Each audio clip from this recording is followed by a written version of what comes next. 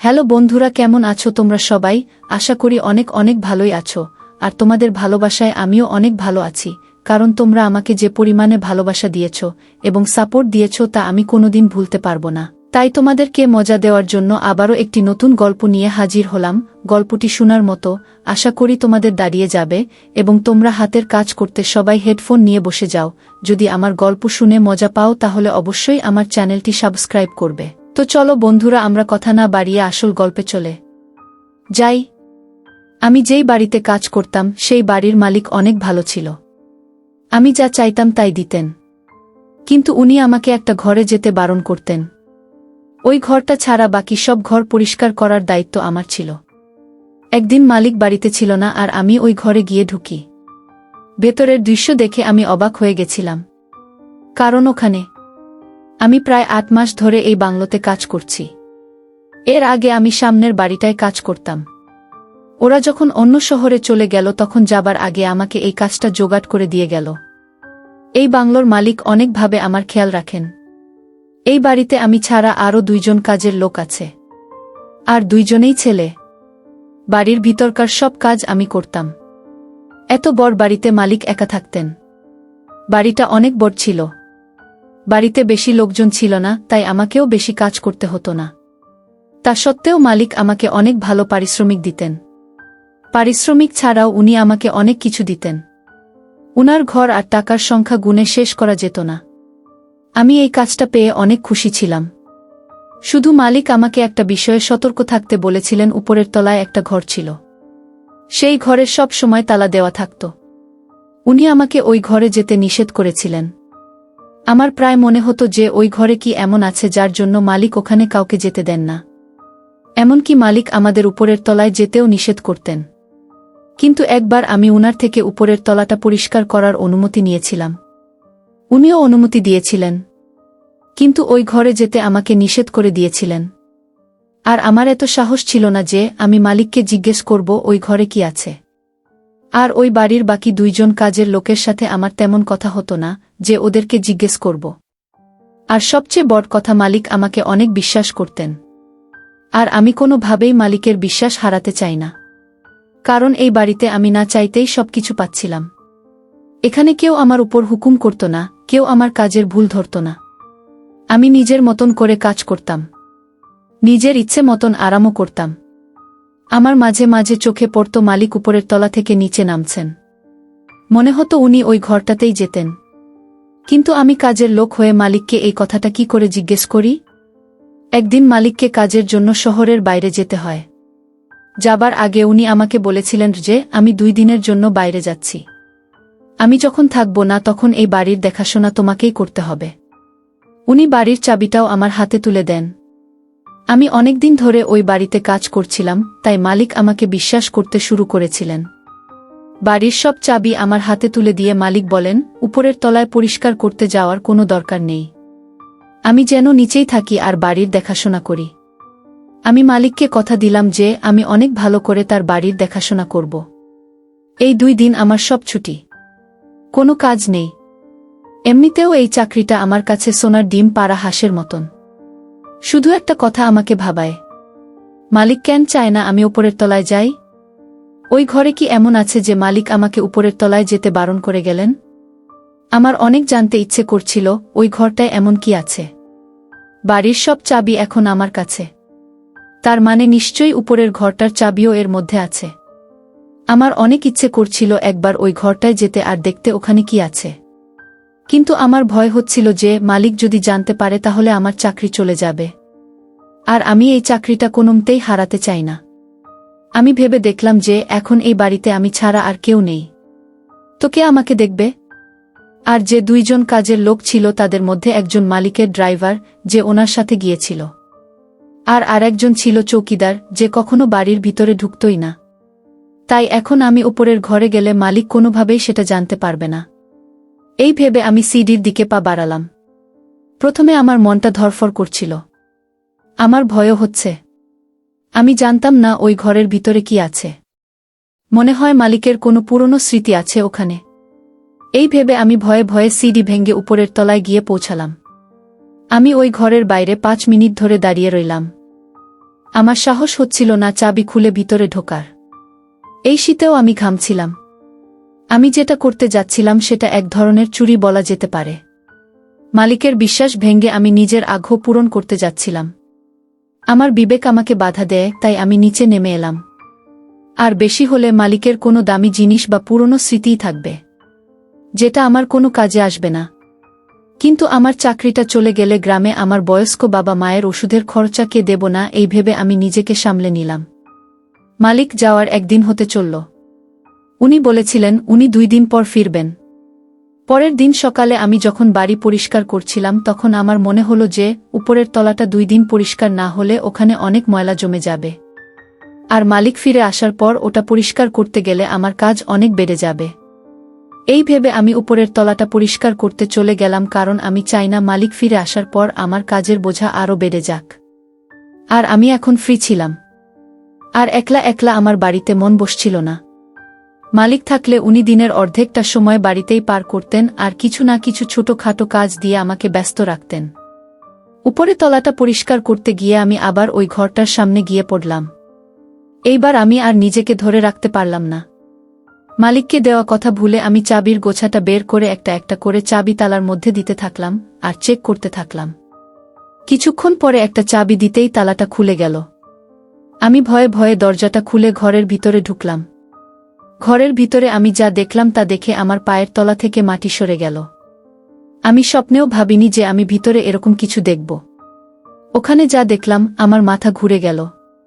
আমি দরজাটায় আবার তালা দিয়ে তাড়াতাড়ি করে নিচে নেমে এলাম।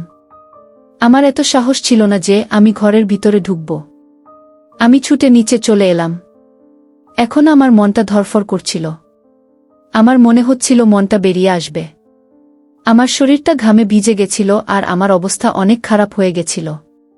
আমি ভেবেছিলাম ভিতরে মালিকের কোনো দামি জিনিস বা পুরনো স্মৃতি থাকতে পারে। আমি স্বপ্নেও ভাবিনি যে এরকম কিছু থাকতে পারে। আমি নিচে এসে সোফায় বসে পড়লাম। আমার পা কাঁপছিল আর আমার সাহস হচ্ছিল না যে আমি উঠে এক গ্লাস পানি খাব। বেশ কিছুক্ষণ ধরে আমি সোফার ওইরকম ভাবে বসে রইলাম। তারপর উঠে আমি কোনো রকমই নিজেকে সামলালাম। সোফা থেকে উঠে আমি প্রথমে পানি খেলাম, তারপর ভাবতে থাকলাম মালিক যদি জানতে পারেন যে আমি ওই ঘরের দিকে গেছিলাম তাহলে আমার চাকরিটা আর থাকবে না। কিন্তু রুমের ভিতরে আমি যা দেখেছি তারপর আমি চুপ করে থাকলে সেটা এক রকমের অন্যায় হবে। আমি জানতে চাই এরকমটা কেন। তখন আমার মাথায় একটা খেয়াল আসে। আমি শুধু পরিষ্কার করার জন্য মালিকের ঘরে যেতাম আর পরিষ্কার হয়ে গেলে আমি বেরিয়ে আসতাম। উনার ঘরটা আমি কখনো ভালো করে দেখিনি। আজ আমি যখন উপরের ঘরে এমন একটা দৃশ্য দেখলাম তখন আমার জানতে ইচ্ছে করছে যে আমার মালিক আসলে কে। তাই আমি ঠিক করলাম যে প্রথমে আমি মালিকের ঘরটা খুঁজে দেখব। হতেও পারে যে ওখানে আমি এমন কিছু পাবো যা দেখে আমার সব ব্যাপারটা বুঝতে সুবিধে হবে। যখন আমি মালিকের ঘরে গিয়ে পৌঁছলাম তখন আমি এক একটা জিনিস খুলে চেক করতে থাকলাম। উনি কোনো জিনিস লক করে যাননি, শুধু ঘরের দরজাটাই নক ছিল। যার চাবি আমার কাছে ছিল এইসবের একটাই মানে হয় যে মালিক আমাকে ভাববা করলেন। আমি ভেতরে ভেতরে লজ্জিত ছিলাম যে আমি মালিকের বিশ্বাস ভাঙছি। কিন্তু এই সময় আমার এটা জানা বেশি জরুরি ছিল যে উপরের ঘরে আমি যেটা দেখেছি তার মানে কি। যখন আমি মালিকের ফার্নিচারের শেষ ড্রয়ারটা খুললাম তখন একটা জিনিস আমার হাতে এলো। সেটা দেখে আমি ব্যাপারটা কিছুটা হলেও বুঝতে পারলাম। আমার মালিক একটা বড় ফ্যাক্টরির দোকান পরিচালনা করে। উনার বয়স বেশি নয়, উনি দেখতেও অনেক সুন্দর। আমি এতদিন ভাবতাম যে এত বড় বাড়িতে উনি একা কেন থাকেন। আর আজ যখন আমি উপরের ঘরে গেলাম তখন আমি মালিকের সব কিছু গোপন কথা জানতে পারলাম। উনার ড্রয়ারে আমি যে জিনিসটা পেয়েছিলাম সেটা একটা অ্যালবাম ছিল। তার সাথে একটা ডায়েরিও পেয়েছিলাম আমি একটু আধটু লেখাপড়া জানতাম, তাই ডায়েরিটা খুলে পড়তে শুরু করলাম। আমি ডায়েরিটা পড়ে আমার অবস্থা খারাপ হয়ে গেল। আমি মালিককে ভালো মানুষ মনে করতাম, কিন্তু আসলে উনি তো অনেক সাংঘাতিক মানুষ। আমার সন্দেহ হয় যে আমি কি সত্যিই এই বাড়িতে একা আছি। ডায়েরিটায় অনেক কম লেখা ছিল, টুকরো টুকরো করে কথা লেখা ছিল। ওইগুলো পড়ার পর আমার মনে হয়েছিল যে আমি মালিকের গোপন তথ্য জেনে গেছি। কিন্তু আমি ভুলে গেছিলাম যে প্রত্যেকটা ছবির একটা অন্য মানে থাকে। সব সত্যের একটা অন্য দিক থাকে যেটা আমাদের চোখে পড়ে না। আমি নিজের মতন করে সব ঘটনাটা সাজিয়ে একটা গল্প বানিয়ে ফেললাম। কিন্তু সেটা আমার নিজের দৃষ্টিভঙ্গি ছিল। আমি কেবল অর্ধেক সত্যিটা জানতে পেরেছিলাম, কারণ মালিকের ডায়েরিতে মাত্র 10 থেকে 12টা পাতায় লেখা ছিল। বাকি অ্যালবামটা খুলে দেখলাম, ওখানে মালিকের ছোটবেলার কিছু ছবি আছে যেখানে উনি ওনার মা বাবার সাথে হাসি মুখে দাঁড়িয়ে আছেন। আমি প্রথমবার মালিকের মা বাবার ছবি দেখলাম। ওটা ছাড়া অ্যালবামে আর কিছু ছিল না। তবে আমি সবটা বুঝতে পেরেছিলাম। আমি নিজের মতন করে 2-এ 2-এ 4 করে নিলাম। কিন্তু তখন আমি অর্ধেক ঘটনাটা জানতাম। আমি ভাবিনি যে যখন আমি সব সত্যিটা জানতে পারব তখন আমার দৃষ্টিভঙ্গি পুরোপুরি পরিবর্তন হয়ে যাবে। আমি সব জিনিস আবার আগের মতন করে দিলাম আর বাইরে বেরিয়ে মালিকের ঘরটা আবার লক করে দিলাম। উপরের ঘরটাও আগের মতন লক করে দিলাম। আমি চাই না মালিক কোনোভাবেই জানতে পারুক যে আমি ওনার ঘরে ঢুকেছিলাম কিংবা উনি বুঝতে পারুক আমি ওপরের ঘরে গিয়েছিলাম। কারণ তখন মালিককে আমার অনেক ভয়ঙ্কর মনে হয়েছিল উনি সব কিছু করতে পারেন। রাত হতেই মালিক ফেরত চলে এলেন। এখন আমার মালিককে দেখে অনেক ভয় পাচ্ছিলাম আমি কোনো রকমে ওনার জন্য খাবার বানিয়ে সার্ভেন্ট কোয়ার্টারে চলে গেলাম। এখন আমার ওনার সামনে যেতে ভয় পাচ্ছিল।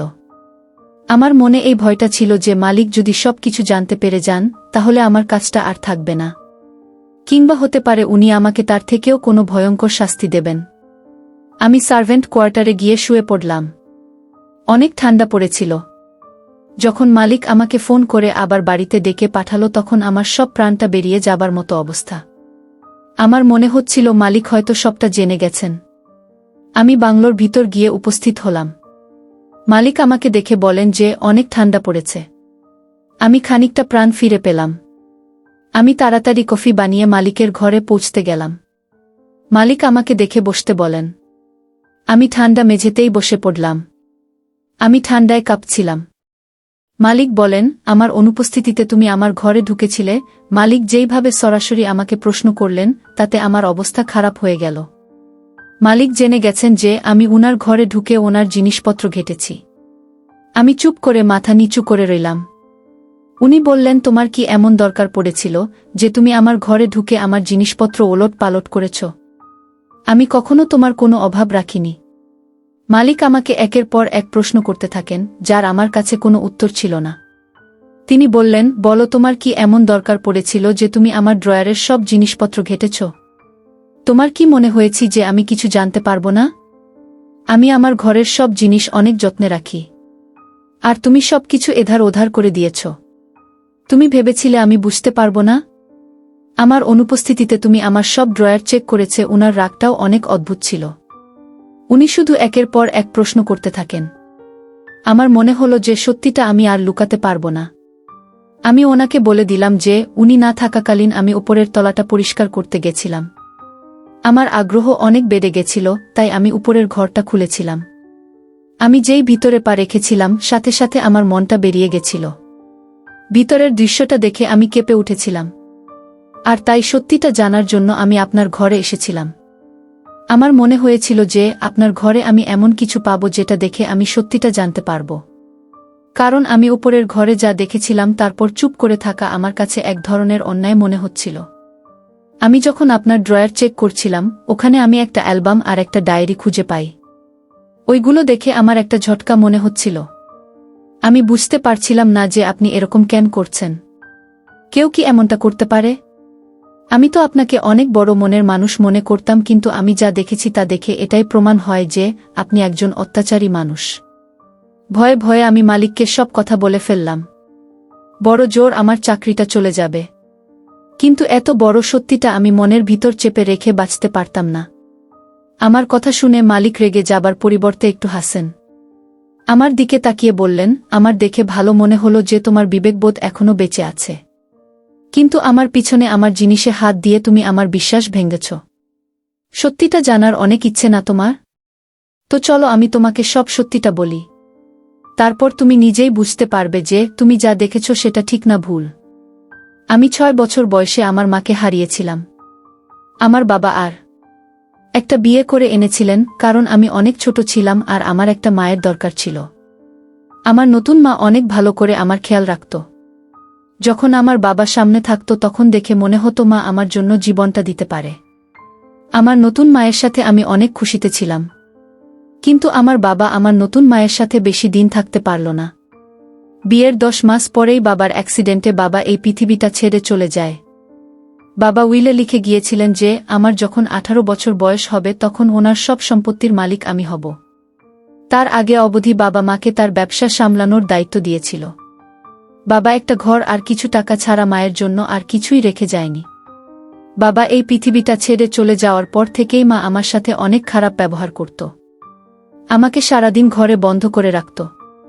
দিনে একবার করে আমাকে খেতে দিত। আমার স্কুলে যাওয়া, বন্ধুদের সাথে খেলাধুলা করা সব বন্ধ করে দিয়েছিল। আমি সারাদিন ঘরে বন্ধ থাকতাম, যেখান থেকে আমি অনেক রকমের আওয়াজ শুনতে পেতাম। বাড়িতে অনুষ্ঠান হতো। মা তার বন্ধুদের সাথে গান চালিয়ে অনুষ্ঠান করত। আমার সৎ মা আমার বাবার কষ্ট করে রোজগার করা টাকা পানির মতন খরচ করছিল। বাড়ির সব ভালো কাজের লোকেদের ছাড়িয়ে দিয়েছিল। আর নিজের পছন্দ মতন কিছু কাজের লোক এনেছিল, যারা মায়ের মতনই আমার উপর অত্যাচার করত। আমি যখনই মাকে বলতাম যে আমি ঘরের বাইরে বেরোতে চাই, তখনই সে আমাকে অনেক মারত। আর যখন বাড়িতে অনুষ্ঠান হতো, তখন আমাকে ঘরে বন্ধ করে রাখার সাথে সাথে আমাকে দড়ি দিয়ে বেঁধে রাখত। মা তার বন্ধুদের সাথে মিলে আমার উপর অত্যাচার করত। মা আমাকে নিয়ে মজা করত। একদিন আমার সৎ মা আমাকে বলল যে আমার বাবার অ্যাক্সিডেন্ট হয়নি, মা নিজে তাকে শেষ করিয়েছে। কারণ আমার মা জানত যে বাবা এই পৃথিবীটা ছেড়ে চলে যাওয়ার পর তার সব সম্পত্তির মালিক সে হবে। যখন আমার বাবার উইল সামনে এলো, তখন মা রেগে শেষ এই দেখে যে তার ভাগে বেশি কিছু নেই। প্রথমে সে ভেবেছিল সে আমাকেও শেষ করে ফেলবে। কিন্তু উইলে লেখা ছিল যে আমি 18 বছর হওয়ার আগে যদি আমার কিছু হয়ে যায়, তাহলে সব সম্পত্তি একটা ট্রাস্টের নামে চলে যাবে। সেটা হলে মায়ের হাতে কিছুই আসবে না। তাই মা ঠিক করেছিল যে সে আমাকে বাঁচিয়ে রাখবে যতদিন না আমার 18 বছর বয়স হচ্ছে। যেই আমার 18 বছর বয়স হবে, সে একটা কাগজে আমাকে দিয়ে সই করিয়ে সব সম্পত্তি নিজের নামে করে নেবে। তারপর আমাকেও শেষ করে ফেলবে। মা আমাকে এতই অত্যাচার করত যে আমি পাগল হয়ে যাচ্ছিলাম। যখন আমি জানতে পেরেছিলাম যে সে আমার বাবাকে শেষ করা হয়েছে, তখন আমি তাকে ঘৃণা করতে শুরু করেছিলাম। আমি এটাও জানতাম যে একদিন সে আমাকেও শেষ করে ফেলবে। 5 বছর ধরে আমি এইভাবেই দিন পার করতে থাকলাম। 5 বছর পর বাড়িতে একটা কাজের লোক আসে। তার আমার উপর দয়া হয়। আমি যখন তাকে সব ঘটনাটা বলি, তখন সে আমাকে কথা দেয় যে সে আমাকে সাহায্য করবে। একদিন সে সুযোগ বুঝে আমাকে সাহায্য করবে। একদিন সে সুযোগ বুঝে আমাকে খুলে দেয় আর আমাকে নিয়ে পালিয়ে যায়। আমি 4 বছর তার সাথে তার গ্রামেই রইলাম। যখন আমার 18 বছর বয়স হলো, তখন মা বাবার উকিলের সাথে দেখা করলাম। আমি বেঁচে আছি দেখে উনি অনেক খুশি হলেন, কারণ উনি আমার বাবার বন্ধু ছিলেন। আমি সব সম্পত্তি আমার নামে করে নিলাম। আমার সৎ মা আমাকে দেখে ক্ষমা চাওয়ার নাটক করে। আমিও সবার সামনে ওনাকে ক্ষমা করে দিই। কিন্তু আমি এমন একজন মহিলাকে কি করে ক্ষমা করব যে আমার বাবাকে শেষ করেছে, যার জন্য আমার পড়াশোনা শেষ হয়ে গেছে, আর আমি আমার জীবনের বেশ কিছু বছর একটা ঘরে বন্দী হয়েছিলাম। আমি আমার সৎ মাকে ক্ষমা করে আমার বাংলো নিয়ে আসি আর ওনাকে উপরের ঘরে নিয়ে গিয়ে বন্ধ করে দিই। তুমি উপরের ঘরে যাকে বাধা থাকতে দেখেছ, সে আমার সেই সৎ মা। আমি উনার সাথে সেই সব কিছু করিনি যা উনি আমার সাথে করেছিলেন। আমি শুধু তাকে বেঁধে ফেলে রেখেছি। কিন্তু আমি তাকে সময় মতো জল আর খাবার দিই। সে আমার বাবার শেষ করা অপরাধী, আর আমার অপরাধী। তুমি অ্যালবামে যাদের দেখেছ তারা আমার মা বাবা। বাবা যতদিন বেঁচে ছিলেন ততদিন আমার মা আমার সাথে অনেক ভালো ব্যবহার করত। কারণ সে জানত যে সে অনেক তাড়াতাড়ি আমার বাবাকে শেষ করে ফেলবে আর সব সম্পত্তির মালকিন হবে, আর আমাকেও রাস্তা থেকে সরিয়ে দেবে। কিন্তু বাবার উইল তার সব প্ল্যানে পানি ঢেলে দিয়েছিল। আমার সৎ মা উপরের ঘরে এইভাবে 6 বছর ধরে বন্ধ আছে। সে যতদিন বেঁচে থাকবে আমি তাকে এইভাবেই বন্ধ করে রাখব। তার যদি টাকার লোভ না থাকতো, তাহলে আমি তাকে এতটাই ভালোবাসতাম যে সব সম্পত্তি তার নামে করে দিতাম। আমি একজন বিধবা মায়ের ছেলে। আমার বাবাও বেঁচে নেই। সে যদি আমাকে নিজের ছেলের মতন ভালোবাসত, তাহলে আমি তার জন্য নিজের জীবনটা দিয়ে দিতে পারতাম। কিন্তু সে সম্পত্তির লোভে নিজের ক্ষতি করেছে আর একজন অত্যাচার হয়ে উঠেছে। এখন তার এটাই শাস্তি যে সে সারা জীবন এইভাবে বন্ধ থাকবে আর কষ্ট ভোগ করবে। বন্ধুরা, আজকের ভিডিওটা এখানেই শেষ করলাম। অনেক কষ্ট করে ভিডিওটি আপনাদের জন্য বানিয়েছি। যদি ভিডিওটি আপনাদের ভালো লেগে থাকে তাহলে একটা লাইক করবেন এবং চ্যানেলটি অবশ্যই সাবস্ক্রাইব করবেন।